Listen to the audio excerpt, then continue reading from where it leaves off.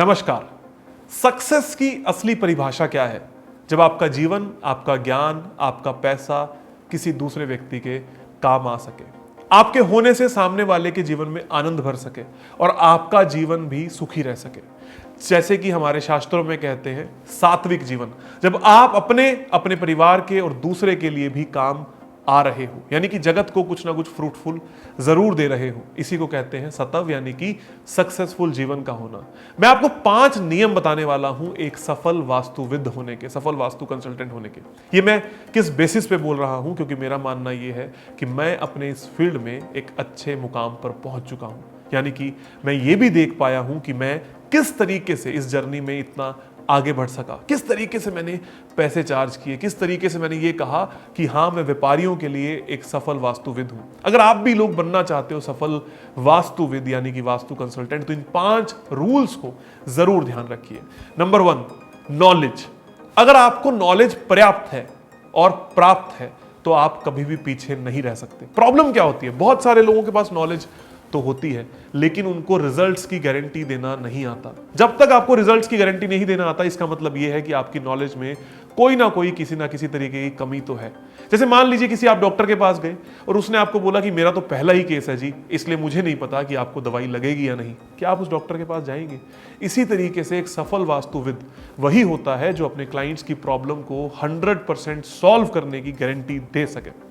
तो हमेशा याद रखना, जब तक प्रैक्टिस स्टार्ट मत करना जब तक आप अपना किसी भी तरीके से नॉलेज को पर्याप्त नहीं मान लेते। इसके लिए आपको बहुत सारी मेहनत करनी होती है, बहुत सारे केसेस करने होते हैं, बहुत सारे लोगों को फ्री में रिजल्ट भी देने होते हैं और साथ साथ में बहुत सारी केस स्टडीज खुद से भी करके चेक करनी होती है कि ये काम करता कैसे है। इसलिए आपको हर तरीके की नॉलेज, चाहे वो वास्तु की हो, चाहे न्यूमरो वास्तु की हो, चाहे वो एस्ट्रो वास्तु की हो, चाहे वो देवतास की हो, चाहे वो स्वर विज्ञान की हो और चाहे वो एडवांस वास्तु ही क्यों ना हो। आपने मेरी वीडियोस में बहुत बार सुना होगा, मैं बहुत ही आराम से डंके की चोट पर यह बात बोलता हूं कि किसी का कॉर्नर का मकान है तो उसको ये प्रॉब्लम होगी, नॉर्थ ईस्ट में ये दिक्कत है तो उसको ये प्रॉब्लम होगी। लेकिन जब भी आप किसी और कंसल्टेंट को सुनते होंगे, वहां पर इफ या बट जरूर आता होगा।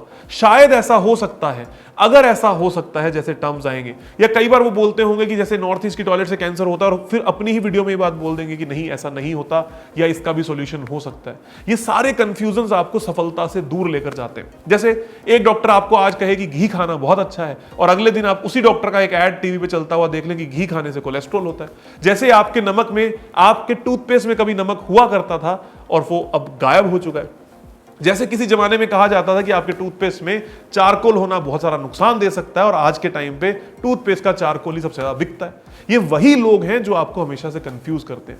अगर आप इन जैसा ना बन के सफल होना चाहते हैं, सफल का मतलब सिर्फ पैसा नहीं है, सफल का एक्चुअल मतलब है आप सच्चे भी हैं, ईमानदार भी हैं और ट्रूथफुल भी हैं। इसलिए आपकी नॉलेज 100% सही हो। तो यह था मेरा पहला रूल कि सफल वास्तुविद बनने के लिए आपको चाहिए पर्याप्त मात्रा में नॉलेज। पहले उसको गवर्न कीजिए। नंबर 2, कड़ी मेहनत। अगर आपने ये सोच लिया कि मैं आज ही एक कोर्स कर लूं, 99 रुपए का कोर्स कर लूं, 4 दिन का कोर्स कर लूं, 5 दिन का कोर्स कर लूं और मैं तुरंत प्रभाव से बन जाऊंगा वास्तु कंसल्टेंट, तो आई एम सॉरी टू से नहीं बन पाएंगे। हमारे भी कोर्सेज हैं, हम भी कोर्सेज कराते हैं। 1 साल तक आप सभी लोगों के साथ में जुड़ते हैं, मेहनत करते हैं, केस स्टडीज देते हैं, आप सभी लोगों को सहयोगी बनाते हैं, आपको अलग अलग केस स्टडीज के लिए साइट्स पे भेजते हैं।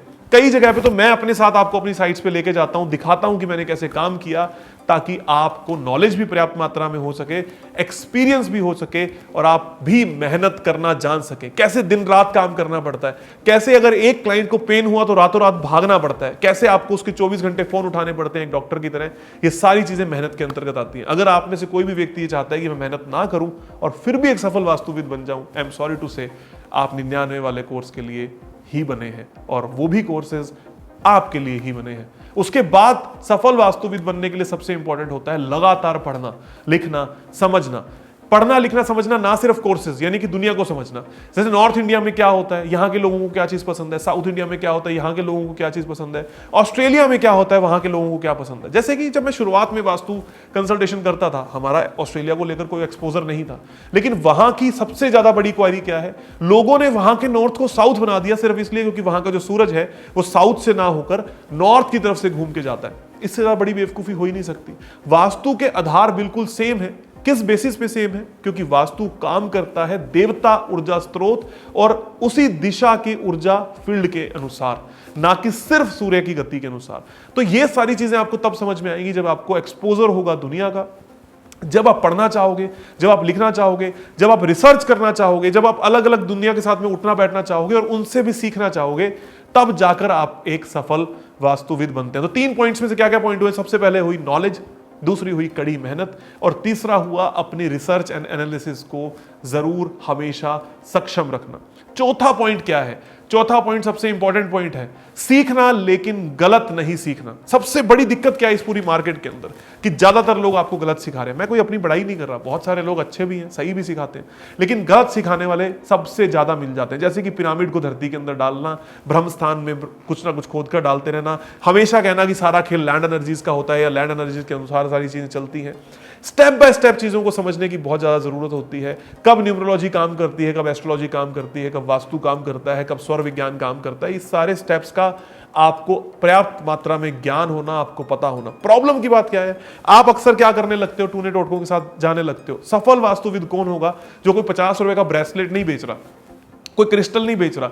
सफल वास्तुविद बेच रहा है रिजल्ट्स। क्या आप में ये कॉन्फिडेंस है कि आपके पास वो नॉलेज है? क्या आपकी वो कड़ी मेहनत है? क्या आप भी सही ज्ञान पाए हुए हैं? प्रॉब्लम क्या है? स्टूडेंट जब हमारे पास आता है वो कुछ भी सीखने को तैयार होता है। अगर मैं उसको ये भी बोलूंगा ना कि इस चीज को अपने हाथ में बांध लो या इस नंबर को अपने हाथ पे लिख के लगा लो, आपको फायदा होगा, वो मानने लगेगा। पर क्या आपको लगता है कि आप अंबानी जी को जाकर बोलने लगेंगे अपने हाथ में नंबर लिख लो और वो आपकी बात मान जाएंगे, या वो एस्ट्रोलॉजी या वास्तु को मानते होंगे? ये सही ज्ञान की बात है। आपको सही पैसा तभी मिलेगा जब आपका ज्ञान सही होगा, जब आपकी नॉलेज सही होगी। तो सीखना पहला कदम है और ना सीखना चौथा कदम है। गलत आदमी से कभी मत सीखना। मेरे को एक बात बहुत अच्छे तरीके से याद आती है, इरफान खान साहब की, जो एक्टर थे, उन्होंने बड़ी ही खूबसूरत बात बोली थी कि गलत सिनेमा या कड़वा सिनेमा या घटिया सिनेमा देखने से अच्छी बात तो यह है कि आप सिनेमा देखना ही छोड़ दो। ये सेम म्यूजिक की तरीके से होता है। अगर आपका म्यूजिक बुरा है तो वो आपके दिन को बहुत बुरा बना सकता है। क्योंकि वो आर्टिस्ट थे तो उनका एग्जाम्पल आर्टिस्ट के रूप से था। अगर मैं वास्तु कंसल्टेंट हूं तो मेरा एग्जाम्पल वास्तु कंसल्टेशन के फील्ड से ही होगा कि आप सफल तभी होंगे जब आपको पूरा ज्ञान होगा, पूरी मेहनत होगी और वो भी पता होगा कि मार्केट में चलने वाला झूठ आखिर होता क्या है। और पांचवा और मेरा आखिरी पॉइंट, अपने ऊपर निरंतर काम करते रहना, अपना वास्तु करना। मैंने बहुत सारे वास्तु कंसल्टेंट्स को देखा है जो दूसरों को तो बहुत ज्ञान देते हैं लेकिन खुद का काम नहीं करते, खुद मेहनत नहीं करते, सिर्फ अपने कोर्सेज करवा रहे हैं और साथ साथ में खुद ही उस वास्तु को अप्लाई नहीं करते जो वो दूसरों को पढ़ा रहे हैं।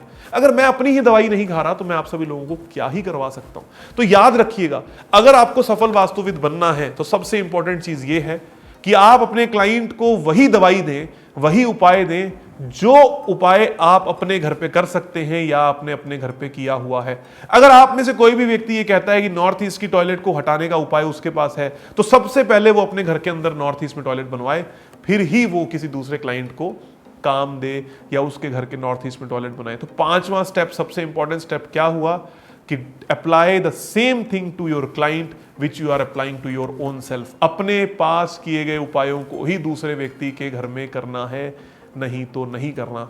और अगर आपने ये 5 चीजें अपने जीवन में अपना ली तो याद रखना आप भी बन जाएंगे इस दुनिया के सफल वास्तुविद। सफल वास्तुविद लाखों करोड़ों अरबों रुपए कमाता है। मैंने आप सभी लोगों को बहुत बार अलग अलग वीडियोस में बोला है कि मैंने इस दुनिया की सबसे महंगी फीस तक चार्ज करी है। दुनिया के सबसे महंगे लोग, चाहे वो व्यापारी हों, चाहे वो मंत्री हों, चाहे वो फिल्म सेलिब्रिटीज हों, सब मुझसे आकर कंसल्टेशन लेते हैं क्योंकि मेरी ये 5 बातें मेरा पीछा नहीं छोड़ती और मैं इन 5 बातों का पीछा कभी नहीं छोड़ता। अगर आप भी बनना चाहते हैं वास्तु कंसल्टेंट तो इन 5 बातों को आज ही अपने जीवन में उतार लें और अपने जीवन को इस सफर के लिए तैयार कर लें। आप सभी का बहुत बहुत धन्यवाद, आभार और खूब सारा प्यार।